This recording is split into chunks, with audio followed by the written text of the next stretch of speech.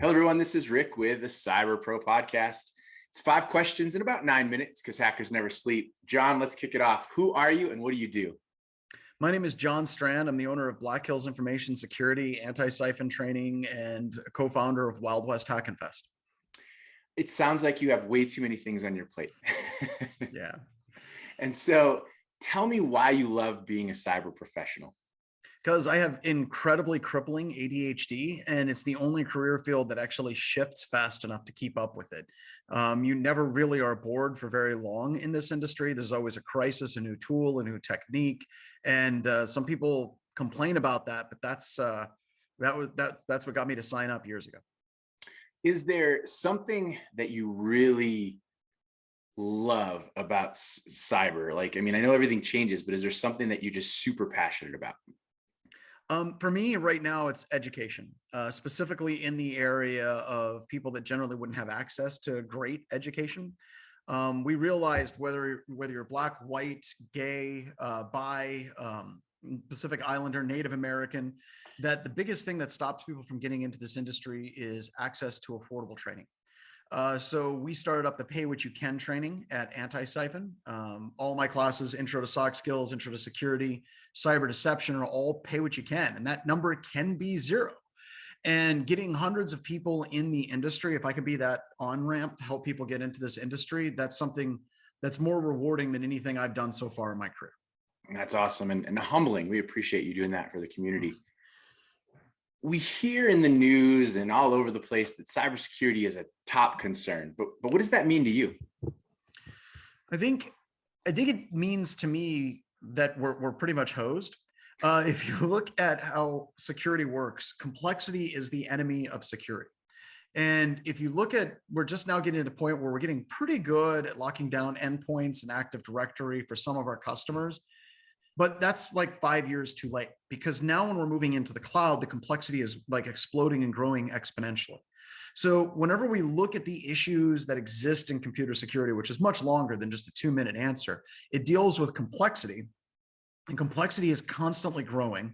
We're barely solving the architectural security issues that existed 10, 15 years ago now.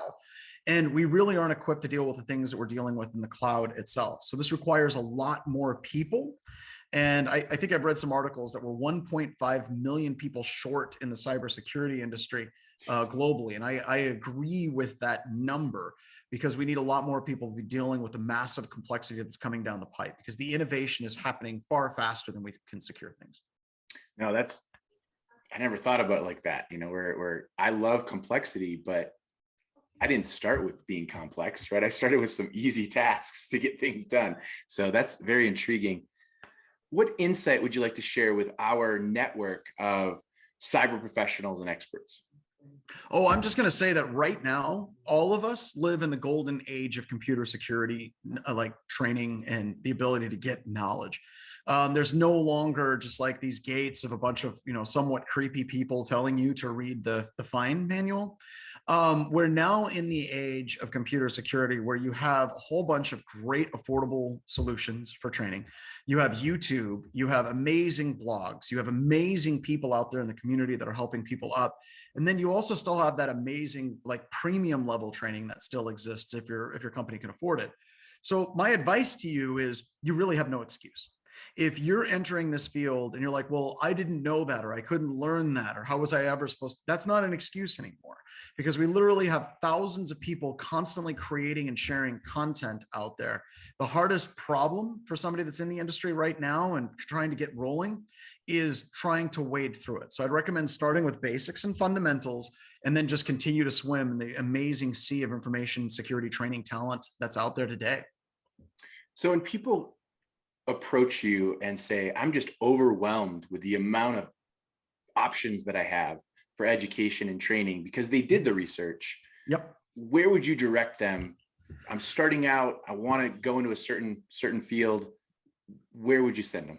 So I've got 2 podcasts that I did, or webcasts that I did, basically getting started in information security. It was a 5-year plan. So if you just Google my name, John Strand, 5-year plan, it takes you to an hour-long presentation on this. But it starts with know your core concepts. You have to understand your operating systems, Linux and Windows. You have to understand networking and TCPIP at a core. You have to know those things. Then I recommend learning a coding language, something like Golang or Python, something that's approachable, that there's lots of great training available. If you start with those core fundamentals, everything's going to work for you because everything fits into those fundamentals. If you try to immediately jump into like Spectre, Meltdown, Rowhammer, I don't know, the Log4j vulnerability isn't that complicated. But if you start jumping into the exploit du jour, you're going to be constantly chasing your tail. Start with the core fundamentals. And like I said, look at the InfoSec 5-year plan, getting started in security. And you can do it much faster, but it was designed to people that were in college. But that'll give you that full roadmap of what you need to basically get to the point where you can be an effective security practitioner. Fun question for you, John. What's your favorite piece of retro technology that makes you smile?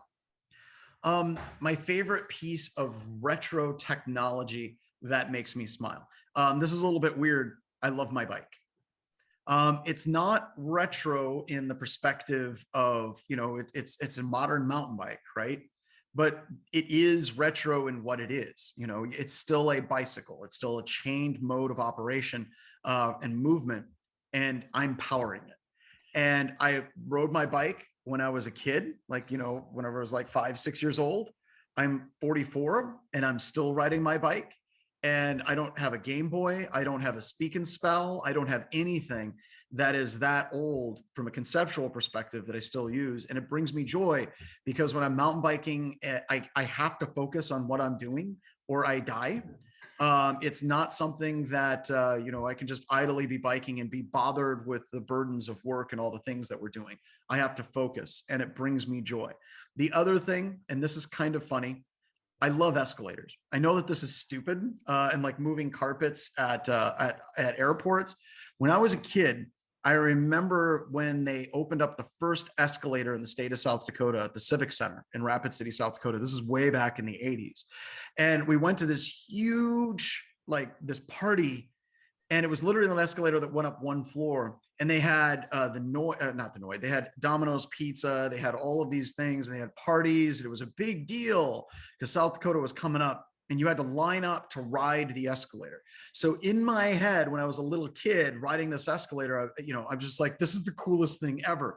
And still to this day, every time I step on an escalator or a moving carpet, there's a little part of me that's just joyful and says, wee. So there you go. How's that for a weird one? That's amazing, John. Thank you for being on the podcast. You bet. You did it. You made it to the end. Check us out for future podcasts and more content.